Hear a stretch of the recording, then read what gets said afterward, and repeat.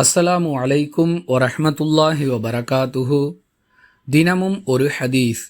பாங்கு சொல்லப்படும் பொழுது அந்த சப்தத்தை கேட்கக்கூடாது என்பதற்காக ஷைத்தான் காற்று பிரிந்தவனாக ஓடுகிறான். பாங்கு சொல்லி முடித்ததும் திரும்பி வருகிறான். இகாமத் சொல்லப்படும் பொழுது மீண்டும் ஓடுகிறான். இகாமத் சொல்லி முடித்த பிறகு திரும்பி வரக்கூடிய ஷைத்தான் தொழுது கொண்டிருக்கக்கூடிய மனிதரிடம், நீ இதுவரை நினைத்து பார்த்திராதவற்றையெல்லாம் நினைத்து பார் என்று கூறுகிறான். இறுதியில் அந்த மனிதர் தாம் எத்தனை ரக்காத்துகளை தொழுதோம் என்பதையே மறந்து விடுகிறார் என்று அல்லாஹுவின் தூதர் ஸல்லல்லாஹு அலைஹி வஸல்லம் அவர்கள் கூறியதாக அபூ ஹுரைரா ரலியல்லாஹு அன்ஹு அவர்கள் அறிவிக்கிறார்கள்.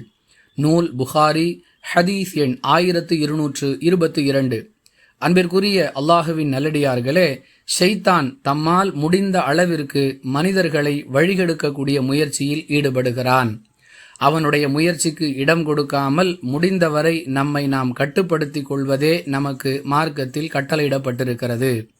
ஒருவேளை நாம் அவனுடைய மாய வலையில் வீழ்ந்துவிட்டால் நம்முடைய தொழுகை உள்ளிட்ட வணக்க வழிபாடுகளை பாழாக்குவதோடு மார்க்கம் தடை செய்திருக்கக்கூடிய தீய செயல்களின் பக்கம் நம்மை அழைத்து சென்று விடுவான்.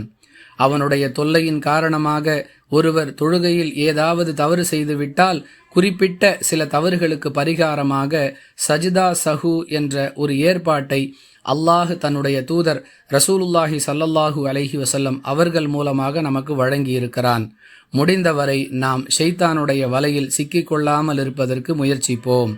வாஹிரு தஅவானா அனில் ஹம்துலில்லாஹி ரப்பில் ஆலமீன். அஸ்ஸலாமு அலைக்கும் வரஹ்மத்துல்லாஹி வபரகாத்துஹு.